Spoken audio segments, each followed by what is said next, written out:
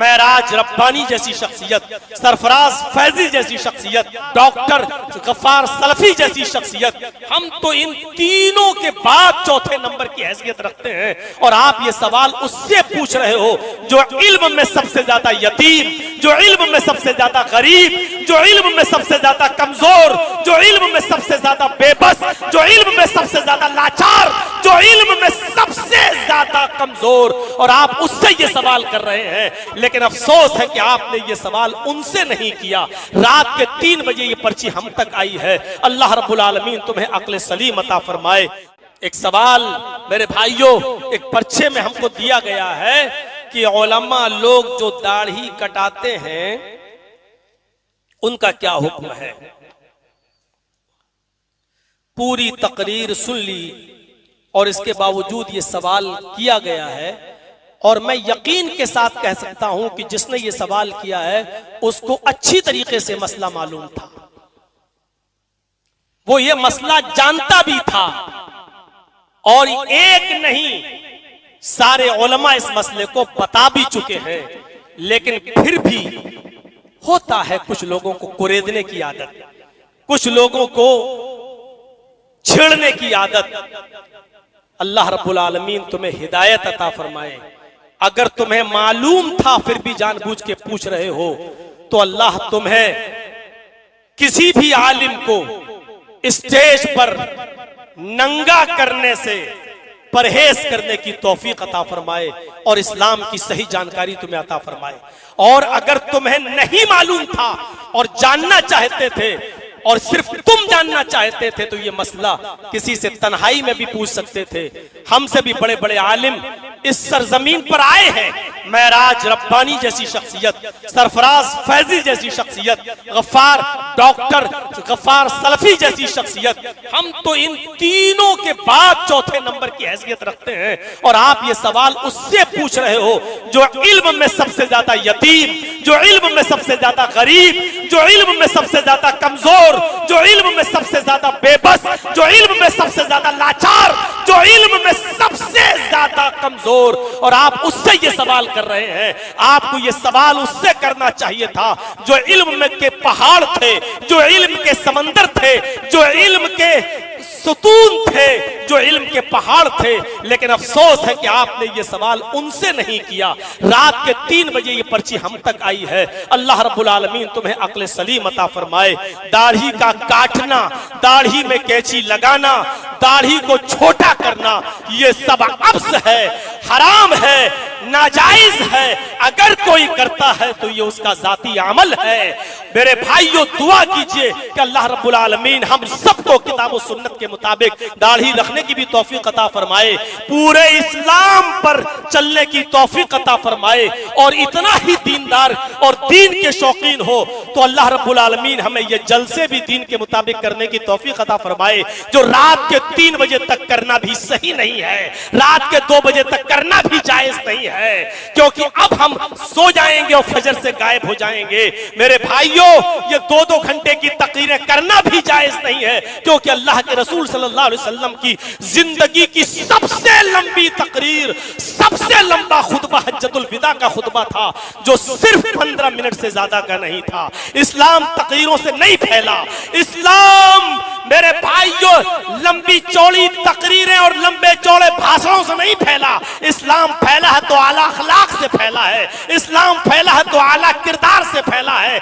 इस्लाम फैला है तो तरबियत से फैला है। अल्लाह रब्बुल आलमीन ये तरबियत हमारे और आपके अंदर भी पैदा फरमाए और हमें और आपको भी उलमा की इज्जत करने की तौफीक अता फरमाए। मेरे भाइयों अगर किसी के अंदर कोई बुराई देखो तो उसको तन्हाई में समझाने की कोशिश करो। अल्लाह रब्बुल आलमीन भरे मजमे में हमें किसी को भी नंगा करने से मेरे भाइयों बचने की तौफीक अता फरमाए और किसी को नंगा करने से हम महफूज रहें और किसी की ऐब पोशी ना करें। अल्लाह रब्बुल आलमीन हमको ऐसा बना दे। इन्हीं चंद कलमात के बाद हम आपसे रुखसत होते हैं, ये इस दुआ के बाद कि आप और हम सबको इस दुनिया से जाना है, रुखसत होना है। आपने अपने बच्चों को बहुत पढ़ाया लिखाया, अच्छी तालीम दी, लेकिन ईमानदारी के साथ बताना क्या आपने अपने बच्चों को वो दुआएं भी याद कराई कि आपके इंतकाल के बाद आपका बेटा आपकी सके कि अल्लाहुम्मा इन्ना हाजा फी जिम्मतिक व हबली जिवारिक, ऐ अल्लाह ये मेरा बाप है जो इस कब्र के अंदर दफन है, ये तेरे जिम्मे है, तेरे सुपुर्द हो चुका है। फकीही मिन फितनतिल कब्री व अज़ाबिन नार, अल्लाह मेरे बाप को कब्र के फितने से और अज़ाब कब्र से महफूज फरमा। अल्लाह व अंत हालुल वफाई वल हक, तू वफा वाला है और हक वाला है। फगफिर लहू वरहमहू इन्नका अंतल गफूरुर रहीम, ऐ अल्लाह तू मेरे बाप की मग़फ़िरत फरमा दे, अल्लाह तू उन पर रहम फरमा, ऐ अल्लाह तू तो बख्शने वाला है, तू रहम करने वाला है, बहुत ज्यादा बख्शने। आपने ये दुआ सिखलाई है, ये दुआएं तो सब कर लेते हैं, अल्लाह मेरे बाप की मग़फ़िरत फरमा दे, अल्लाह मेरे बाप को बख्श दे, ये तो वो दुआ है जो आप अपने मुंह से कर रहे हैं, और हमने जो दुआ पढ़ी है वो दुआ है जो जनाब मोहम्मद रसूलुल्लाह ने सिखलाई है। हमारे नबी जब पेशाब और पायखाने करने तक का तरीका बतला रहे हो तो क्या ये दुआ नहीं बताएंगे कि अपने बाप की कब्र पर जाकर क्या दुआ पढ़ो? मस्जिद में जाते हो तो क्या दुआ पढ़ो अपने बाप के लिए? क्या वो नबी ने ये नहीं बताया होगा? मेरे भाइयों, कब्र के पास खड़े होकर ये दुआ पढ़ो, अल्लाहुम्मा हाज़ा अब्दुका वब्नु आमतिका एहताज इला रहमतिक, ऐ अल्लाह ये तेरा बंदा है, ऐ अल्लाह तेरी कनीज का बेटा है, एहताज इला रहमतिक, तेरी रहमत का मोहताज हो चुका है, तेरी रहमत का मोहताज हो चुका है। व अंता गनियुन अन अज़ाबिही, ऐ अल्लाह तू अज़ाब देने पर भी कादिर है और अज़ाब न देने पर भी कादिर है, ऐ अल्लाह तू बेनियाज है इस बात से। अल्लाह इन काना मुहसिनन फज़िद फी इहसानिही, अल्लाह अगर मेरा बाप दुनिया में नेक था तो इसकी नेकियों में इजाफा फरमा।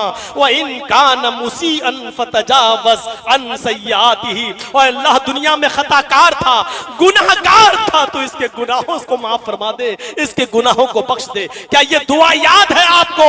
क्या अपने बाप की कब्र के पास खड़े होकर ये पढ़ सकते हो? क्या ये दुआ दे सकते हो अपने बाप को?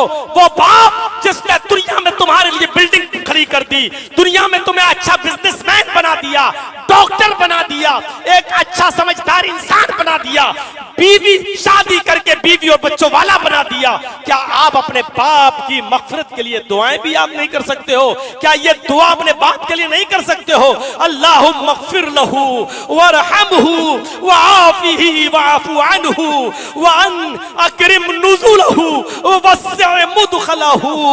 दुआ के लफ्जों पर गौर करो, तर्जुमे पर गौर करो। अल्लाहुम्मा ग़फ़िर लहू, अल्लाह मग़फ़िरत फरमा दे मेरे बाप की, इन पर रहम फरमा, वरहमहू वआफ़िही, इनको आफियत अता फरमा, वअफ़ु अन्हु, और इनके गुनाहों से दरगुजर फरमा, वअकरिम नुज़ुलहू, इनकी बेहतरीन मेहमान नवाजी फरमा, ववस्सिअ मुदख़लहू, अल्लाह इनकी कब्र को कुशादा कर दे, अल्लाह कब्र को चौड़ा कर दे, अल्लाह कब्र को कुशादा कर दे। वग़सिलहू बिलमाई वस्सल्जी वलबरद, अल्लाह मेरे बाप के गुनाहों को पानी से, बर्फ से और ओलों से धुल दे। वनक़्क़िही मिनल ख़ताया कमा नक़्क़ैत अस-सौबल अब्यज़ मिनद दनस, अल्लाह मेरे माँ बाप की खताओं को ऐसे पाक और साफ कर दे जैसे सफेद कपड़ा धुलने के बाद साफ हो जाता है, सुथरा हो जाता है और मैलो कुचैल बाकी नहीं रहता। वअब्दिलहू दारन खैरम मिन दारिही, अल्लाह उनको वो घर अता फरमा जो दुनिया में उनके घर से बेहतर हो। वह अहलन खैरम मिन अहलिही, वो अहलो अयाल अता फरमा जो दुनिया के अहलो अयाल से बेहतर हो। वह ज़ौजन खैरम मिन ज़ौजिही, वो बीवी अता फरमा जो दुनिया की बीवी से बेहतर हो। वह अदखिलहुल जन्नह, जन्नत के अंदर इनको दाखिल फरमा।